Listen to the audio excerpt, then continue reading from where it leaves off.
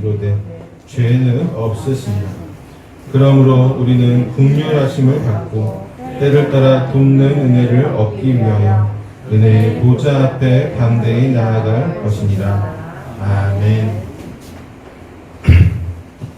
할렐루야.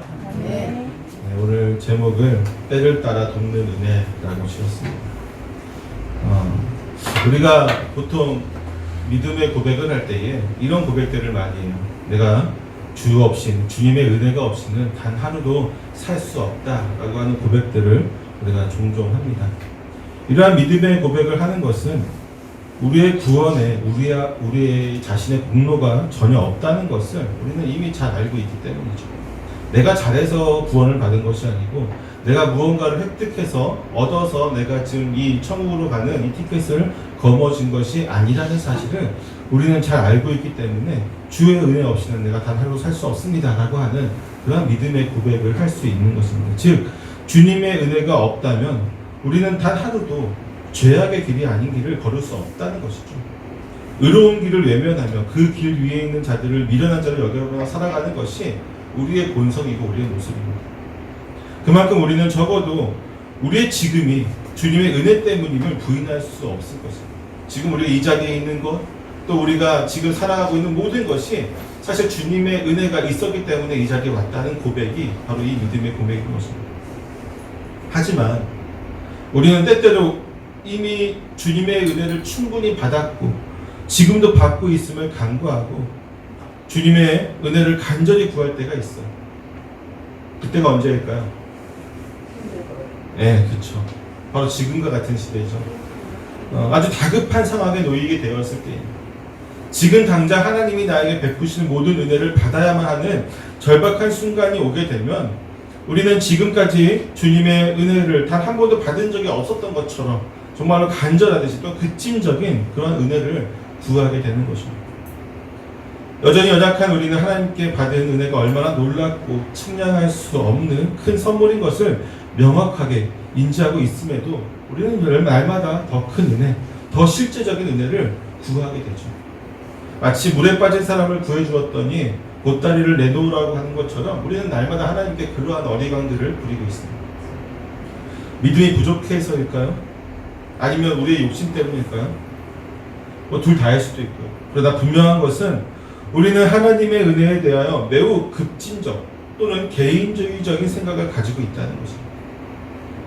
제가 급진적인 또는 개인주의라고 한 것은 은혜를 바라는 우리의 심리적 상태가 매우 급진적이면서 매우 개인주의적인 성격을, 그런 성향을 가지고 있기 때문입니다. 급진적이라고 말한 것은요, 우리는 언제나 주님의 은혜가 내가 필요한 순간에, 내가 구하는 그 순간에 당장 베풀어지기를 원한다는 것이죠. 우리가 필요한 순간이라고 말하는 것은 대부분 우리가 급한 일로 주님께 기도할 때를 가리킵니다. 즉 우리는 기도하는 중에 우리의 기도를 통해서 내가 필요로 하는 그 순간에 하나님의 은혜가 온전히 이루어져야만 만족을 느끼는 것이죠. 또한 이러한 모든 은혜의 구함이 매우 주관적이고 개인적인 모습을 보여줍니다. 즉 매우 교만한 사람을 보면요, 이 우주가 자기를 중심으로 돌아가는 것을 것처럼 생각을 하는 것처럼 우리 역시도 마찬가지예요. 하나님께 은혜를 구할 때에 하나님의 모든 은혜가 나를 중심으로 이루어지기를 소망합니다. 내가 기도하고 간구하는 하나님의 은혜가 편만하게 모든 일을 위한 것이 아니라 대부분의 기도를 보면 열의 9은 나 자신을 위해, 나를 중심으로 그런 모든 은혜가 이루어지고 역사하기를 원한다는 것이죠. 은혜를 다른 말로 하면 하나님의 조건 없는 선물이라고 합니다. 하나님이 우리에게 어떤 조건이나 모습을 보시고 그에 합당한 보상을 주시는 것이 아니라 우리의 죄인됨에도 불구하고 아무런 조건 없이 하나님의 주권으로 우리에게 주신 선물과 같은 것이 바로 은혜인 것입니다. 그런데 우리는 어떻게 합니까? 은혜를 달라고 선물을 강제로 강탈하는 심정으로 하나님께 매달리고 있지는 않습니까? 은혜의 종류와 그 시기까지 모두 우리의 입맛대로 하려고 하고 있지 않습니까? 하나님이 조건 없이 주신 선물인데 심지어 우리는 그 받을 자격도 안 되는 자임에도 불구하고 하나님이 조건 없이 우리에게 이러한 큰 선물을 주시는데 조건 없는 우리는 이거 말고 이걸로 주세요. 이거를 지금 이때 주시지 말고 이때 주세요. 우리 마음대로 하는 정말 그런 뻔뻔한 모습을 하나님께 보이고 있지는 않습니까? 오늘 본문에서 16절 말씀은요, 이러한 우리에게, 날마다 하나님께 말도 안 되는 것으로 땡깡을 부리는 우리에게 은혜의 종류뿐만 아니라 은혜가 베풀어지는 시기까지도 하나님께 온전히 맡겨야 한다는 사실을 우리에게 분명하게 상기시켜주고 있습니다. 사실 이러한 사실은 기도하는 우리의 태도를 변화시켜줍니다. 하나님께서 정하신 시기는 종종 우리의 예상과 전혀 다른 때가 되기도 하죠. 그러나 이것은 너무나도 당연한 일입니다. 왜냐하면 주께서는 하루가 천년 같고 천년이 하루 같기 때문이죠. 하나님께서는 천년의 세월을 단 하루로 집약시키실 수도 있고 하루에 가능한 일을 천년에 걸쳐서 행하실 수도 있습니다. 그러나 하나님은 시간을 줄이는 데 전혀 부담을 느끼지 않습니다. 금방 하실 수 있는 일을 오랜 기간에 걸쳐 행하시면서도 서두르지 않으십니다. 베드로의 말처럼 주의 약속은 어떤 이에 더디다고 생각하는 것 같이 더딘 것이 아닙니다. 그러므로 하나님의 시기적절한 도움이 우리의 예상과 전혀 다른 때에 나타난다고 해서 전혀 놀랄 필요가 없는 것이죠. 그것이 하나님의 방법이요 하나님의 뜻하신 바라고 생각한다면 더욱 그러할 것입니다. 그리고 우리가 할 것은 바로 믿음을 더욱 공고히 하는 것이죠. 우리의 믿음을 다시 점검하는 것이며 우리의 믿음의 근본을 다시 붙잡는 것입니다. 어떻게 그럴 수 있을까요? 14절을 한번 같이 읽어보겠습니다. 14절입니다. 같이 읽습니다. 시작. 그러므로 우리에게 큰 대제사장이 계시니 승천하시니 곧 하나님의 아들 예수시라. 우리가 믿는 도리를 굳게 잡을지어다. 아멘. 이 히브리서의 기자는요, 우리가 믿는 도리를 굳게 잡아야만 한다라고 얘기하고 있어요. 원어를 보면요, 반드시 그렇게 해야 된다라고 하는 강조를 하는 말입니다. 여기서 믿는 도리는 무엇일까요? 예수님을 주로 고백하는 우리의 신앙 고백을 의미합니다. 우리의 믿음을 반드시 붙잡아야만 하는 것은 이 믿음은 헛된 것이 되지 않기 때문이에요. 어떤 희망 고문과도 같이 20%, 30%, 40%, 50%, 70% 하는 어떤 확률적인 것이 아니라는 것입니다. 혹시라도 실패할 확률이 0.0001%라도 있을 가능성이 전혀 없는 것입니다. 왜냐하면 우리가 믿고 의지하는 그분이 하나님의 아들이십니다. 하늘에 승천하신 우리의 대제사장이 되시기 때문입니다. 여러분, 이 대제사장이라는 직분의 역할이 무엇인지 아십니까? 여러 가지가 있습니다. 여러 가지가 있지만 그 중에 크게 대제사장이 하는 일 중에 가장 중요한 세 가지를 꼽으라면 첫 번째는 바로 중재자의 역할입니다. 더 정확히는 하나님과 또 백성을 대표해서 하나님께 나아가 이 모든 백성의 죄를 용서해 줄 것을 제의식을 통해서 하나님께 올려드리는 자가 바로 대제사장이죠. 모든 백성을 대표해서 이 모든 이 백성들이 하나님께 범죄하였던 그 모든 죄를 가지고 하나님 용서하여 달라고 이야기하는 모세가 가장 대표적으로 이 역할을 감당했었죠. 두 번째로 대제사장은 나라에 중요한 문제가 생겼을 때 하나님께 묻는 역할을 감당합니다. 하나님께 이 때에 우리가 어떻게 해야 됩니까? 라고 묻는, 물론 선지자들도 그 역할을 하지만 대제사장들이 나라의 대표가 되어서 그런 역할들을 감당하는 것이죠. 마지막으로 백성들에게 하나님의 율법을 가르치는, 종교의식을 가르치는 것도 역시 대제사장의 큰 목 가운데 하나입니다. 구약에는 많은 사람들이 대제사장직을 수행하며 이러한 역할들을 감당하였습니다. 이 직분을 잘 감당하였던 이들이 있는가 하면 그렇지 못하였던 이들도 많이 있었습니다. 아니, 오히려 후대에 와서는 거의 대부분의 대제사장들이 타락하였던 것을 보게 되죠. 이들이 타락이 결국 이스라엘이라고 하는 나라가 멸망하는데 기름을 붓는 격이 되었던 것입니다. 결국 이 대제사장이라는 막중한 임무를 행하기에는 인간의 연약함은 항상 불완전함을 내포하고 있는 것을 볼 수 있습니다. 그러나 이제 우리의 대제사장은 이러한 인간이 아니죠. 불완전한 인간이 아닙니다. 하나님의 아들이신 예수님이 우리의 대제사장이 되셨습니다. 그분은 하늘에 계셔서 하늘로 승천하셔서 친히 성부 하나님과 소통하시면서 대제사장의 역할들을 감당하십니다. 우리가 지금도 죄를 짓고 여전히 하나님께 연약한 모습을 보일 때마다 우리를 대신해서 하나님께 중보하시고 우리를 변호하고 계시죠. 또 우리가 날마다 은혜를 구할 때마다 적절한 답을 주시는 분이 바로 예수님이십니다. 우리가 온전한 믿음을 가질 수 있도록 성령을 통하여 우리에게 지혜를 주시고 말씀을 온전히 깨닫도록 도우시는 분도 역시 우리의 대제사장이신 예수님이십니다. 결국 우리가 믿음을 굳게 붙잡아야 하는 이유는 이 믿음의 대상이 되시는 분이 바로 예수님이시기 때문이죠. 그분이 대제사장의 역할을 감당하시기 때문에 우리의 믿음은 실패할 가능성이 전혀 단 0.0001%도 없는 것입니다. 만약 저와 여러분이요 100% 투자를 하면 100% 내가 성공할 수 있는 투자처가 있다고 생각해봅시다. 여러분 그렇다면 투자 안 하시겠습니까? 누구나 다 투자를 하겠죠. 100% 무조건 이거는 전혀 의심할 필요 없이 내가 투자한 것보다 훨씬 투자 요만큼만 해도 이만큼 얻을 수 있는 투자처가 있다고 생각해보세요.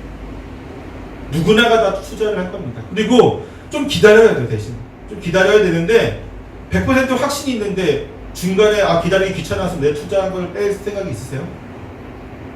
없겠죠. 기다리기만 하면 되는데 그 기다림이 힘들다고 그 투자를 철회하는 사람은 아마 거의 없을 것입니다.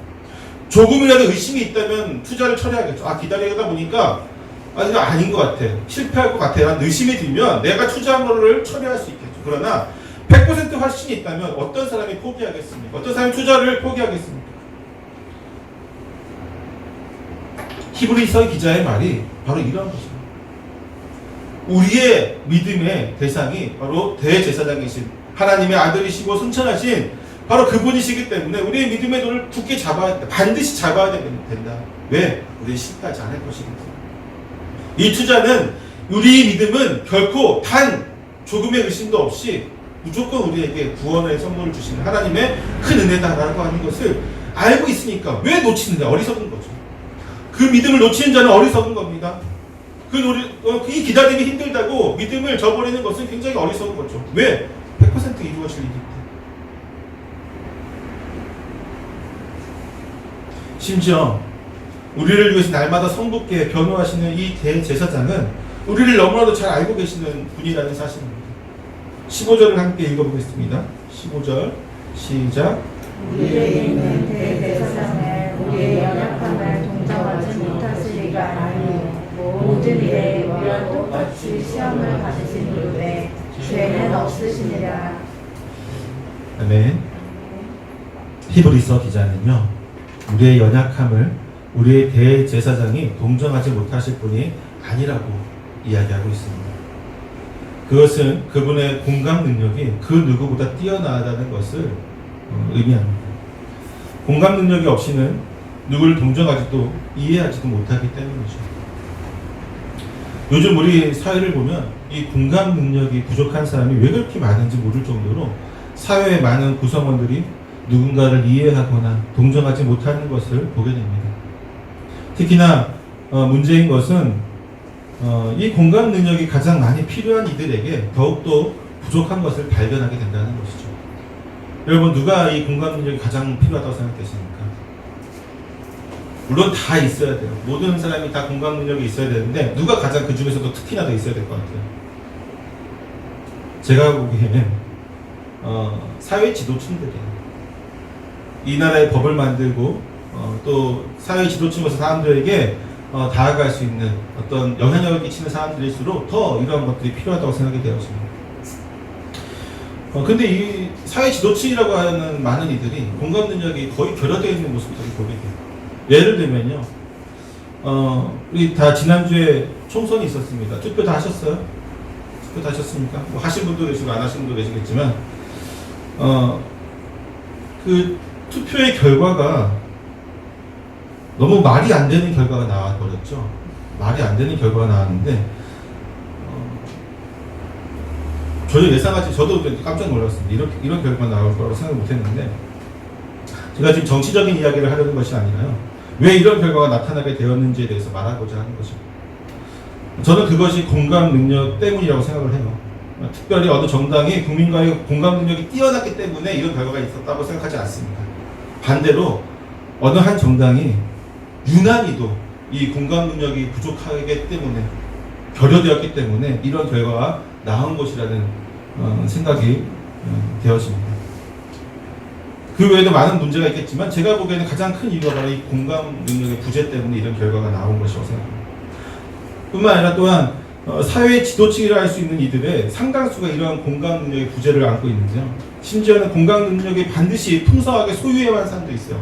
그 중에서도 어떤 사람들이냐면 법에 관련돼서 법조계에서 일하는 분들, 의료계에서 종사하는 분들, 그리고 저와 같이 종교계에서 종사하시는 분들, 또는 이제 뭐 사회복지라든지 이런 복지 같은 데서 종사하시는 분들, 뭐 그런 분들에게는 반드시, 정말로 이 반드시 공감 능력이 풍성하게, 그냥 있는 것도 아니고 풍성하게 있어야만 해요.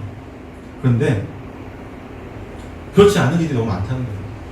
결국 이제 각종 법조계라든지 의료계라든지 뭐 종교계라든지 뭐 또 복지계 뭐 이런 쪽에서 문제를 일으키는 대부분의 상황을 보면 이 공감 능력이 부족하기 때문에.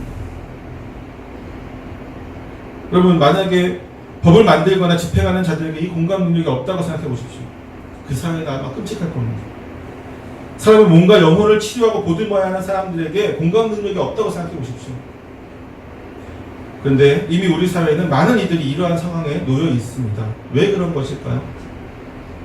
그것은 이 공감 능력은요, 가만히 앉아서 책을 읽고 공부하는 것을 키워주는 능력이 아니기 때문이에요.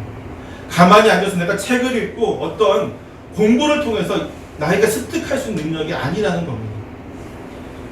개천에서 용이 날 수 있었던 과거에는 밑바닥에서부터 여러 가지 경험을 하면서 여러 사람들을 만나고 함께 땀 흘리고 함께 힘겨운 여러 과정을 이겨내면서 여러 사람의 마음들을 경험하고 살필 수 있었습니다. 그러나 현대의 대한민국은 이러한 모습을 찾을 수가 없어요. 이미 정해진 그 길을 걸어가서 사회의 지도층이 합류하는 것이 대다수이기 때문입니다. 소위 엘리트라고 하는 코스를 밟고 올라가서 그 분야에서 매우 뛰어난 인재가 되도록 하는 것이 현대사회의 모습이기 때문입니다. 그러나 이렇게 그 코스를, 엘리트라고 하는 코스를 밟고 올라간 사회 지도층들에게 있는 사람들은 다른 사람의 생각과 어려움을 이해하지 못하는 경우가 부지기 있어요. 왜 그럴까요? 경험해 본 적이 없기 때문에. 경험해 본 적이 없으니까 버스비가 1,000원이 넘어가는데 뭐 30원, 70원, 80원 이렇게 얘기하는 정치인이 있고요. 국민들이 아파하고 있는데 다른 걸로 지금 이야기하는, 정쟁에만 힘쓰는 그런 모습들을 보게 됩니다. 그들은 사람들의 아픔과 고통을 관념적으로 어떤 생각으로는 이해할 수 있지만 진심으로 이해할 수 있는 능력을 상실해버렸습니다. 또 다른 한편으로는요, 자수성가한 사람들 역시도 이 공감 능력이 매우 떨어지는 것을 보게 됩니다. 자수성가한 사람들은 왜 공감 능력이 떨어질까요? 그들의 눈에 보기에는요, 자기만큼 성공하지 못한 모든 사람들은 나만큼 노력하지 않았기 때문이라고 생각합니다. 대부분이 그렇습니다. 자수성가하신 분들은 나는 노력해서, 나는 진짜 열심히 해서 이만큼 왔는데 나만큼 못했다? 그럼 쟤는, 저 사람은 나만큼 못한다, 나만큼 열심히 한 적이 없는 거야 하고 단정지어버린 거죠. 나는 이렇게 해서 이렇게 성공했습니다. 근데 사회가 그렇지 않잖아요. 여러분 잘 알고 있겠지만 죽을 듯 살 듯 노력해도 안 될 경우도 있어요. 아무리 성실하고 아무리 노력해도 안 되는 경우가 분명히 있습니다. 근데 이제 이런 분들은 그렇게 해버리죠.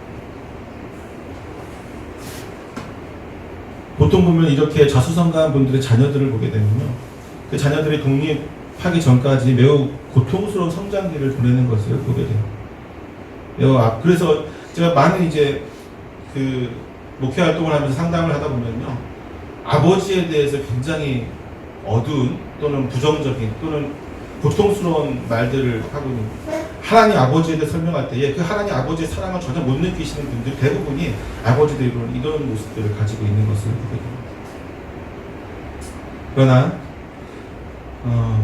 여러분, 히브리서 기자는요, 우리의 대제사장이신 예수님은 이 공감 능력이 완전하게 가지고 계신 분이라고 말하고 있어요. 왜냐하면 그분은 하늘 위에서 이 땅을 보시면서 불쌍하구나, 하늘 위에서 내려다보면서 저 백성들이 불쌍하겠구나 하는 그런 관념적인 불쌍함을 가진 하나님이 아니라 이 땅 위에 육체를 가지고 육신을 가지시고 직접 내려오셔서 인생의 모든 고난과 역경과 고단함과 그 연약함들을 두루 다 살피시고 경험하시고 겪으셨던 분이시기 때문이죠. 때문에 그분이 우리에게 베푸시는 은혜는 100% 신뢰할 수 있는 우리 입장에서 우리를 위하신 그분의 전적인 선물인 것입니다. 즉, 그냥 높은 데 앉아서 저 백성들이 힘들겠으니까 이런 정책을 하고 이런 정책을 해라. 위에서 하는 정책들이 우리에게 맞는 것도 있고 안 맞는 것도 있잖아요. 백성들에게. 그 이유가 뭐예요? 아까도 얘기했던 공감 능력이거든요. 그리고 정말 필요한 것을 모르기 때문이에요. 경험해보지 못했으니까. 서민의 삶을 살아본 적이 없으니까. 그러나 예수님께서는 하늘 위에서 그냥 하나님의 모습으로 내려다보신 것이 아니라 그럼에도 충분하겠지만 이 땅에 내려오셔서 인생의 모든 것을 경험하시고 인생의 모든 연약함을 아시고 인생의 모든 힘들고 고통스럽고 희노애락의 모든 것을 경험하시면서 우리에게 가장 필요한 것이 무엇인지, 우리에게 가장 필요한 때가 언제인지, 우리가 이것이 언제 필요하고 우리에게 가장 좋은 것이 무엇인지를 가장 잘 아시는 분이 바로 예수님이시기 때문에 우리는 그분의 은혜의 종류와 은혜의 때를 100% 신뢰할 수가 있게 되는 것이죠. 비록 우리 자신의 생각으로는 나를 위한 것이 아니라고 생각될 때도 있겠지만 우리를 너무나도 잘 아시고 이해하시는 예수님은 절대로 실패하지 않으시며 우리를 포기하시지도 않으십니다. 우리는 오직 하나님을 신뢰하며 우리를 위해 그 생명까지도 버리신 예수 그리스도를 믿어야만 합니다. 그분이 우리에게 반드시 선하게 역사하실 것을 말입니다. 결국 우리에게는 어떤 그분을 믿어야만 하는데 어떻게 믿어야 될까요? 마지막으로 이 말씀을 하고 마치겠습니다. 두 가지를 말씀드리고 싶은데, 첫째는 은혜의 종류는 하나님의 의로움에 맡겨야만 합니다. 우리가 원하는 은혜의 종류와 하나님이 베푸신 은혜의 종류는 분명히 다를 수도 있고 같을 수도 있는데, 우리가 날마다 구하는 이런 것들을 구하죠. 이런 것들을 구할 때에 하나님이 반드시 그 은혜를 내가 원하는 대로 들어주지 않을 때도 있을 것입니다. 그러나 예수님께서 그랬잖아요. 이 잔을 옮겨주시오. 예수님께서 그렇게 피가 땀이 될 정도로 간절하게 기도를 했습니다. 이 잔이 옮기기를. 그러나 그분께서 마지막에 뭐라고 또 기도하셨습니까? 그러나 내 뜻대로 마옵시고 아버지의 뜻대로 마옵소서. 우리의 기도도 이렇게 돼야 돼요. 우리도 역시 은혜에 대한 자세가 이렇게 돼야 됩니다. 하나님, 내가 이렇게 되기를 원합니다. 그러나 내 뜻대로 마옵시고 하나님의 뜻대로 마옵소서. 이사야서 41장 10절에 보면요, 하나님께서 이렇게 말합니다. 두려워 말라, 두려워하지 말라. 내가 너와 함께 함이라. 놀라지 말라. 내가 내 하나님이 됨이라. 내가 너를 굳세게 하리라. 참으로 너를 도와주리라. 참으로 나의 의로운 오른손으로 너를 붙들리라. 말씀하십니다. 결국 하나님께서는 그의 의로움 가운데 우리를 인도하시고 베푸시고 항상 함께 하십니다. 그가 어떠한 방법으로 행동하시든지 결국 그것이 나를 위한 것임을 우리가 신뢰한다면 우리는 그의 은혜를 100% 신뢰하고 맡기고 의뢰해야만 할 것입니다. 두 번째로요, 우리는 은혜의 때를 하나님의 뜻에 맡겨야만 합니다. 그러기 위해서 우리 조급함을 버려야 되겠죠. 주님이 언제나 최선의 것으로 은혜를 베푸실 것을 믿어야만 합니다. 또는 주님의 주권을 인정하고 복종해야 하는 것입니다. 은혜의 종류와 은혜의 때, 이 모든 것을, 즉 은혜를 하나님의 뜻에 맡기는 것, 그것이 우리에게 요구되어지는 온전한 믿음이 될 것입니다. 그렇게 될 수 있는 이유에 대해서는 제가 분명히 지금까지 설명했어요. 왜냐하면 대제사장이신 예수님이 우리와 함께 하시고 그분이 하늘에서 우리를 변호하시고 실패함 없는, 또 우리를 너무나도 잘하시는, 100% 잘하시는 그분이 바로 거기에 계시기 때문이죠.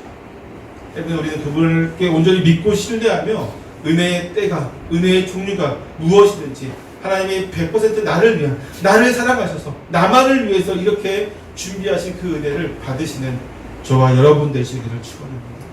그 은혜의 때가 지금이든지 아니면 다른 때이든지 어떤 때에 이루어지는 그 은혜라고 할지라도 분명한 것은 하나님은 우리를 사랑하신다는 사실입니다. 하나님 우리를 사랑하시고 우리를 가장 아끼신다는 사실, 그 사실 안에 우리의 모든 믿음이 온전히 이루어지기를 소망합니다. 기도하겠습니다.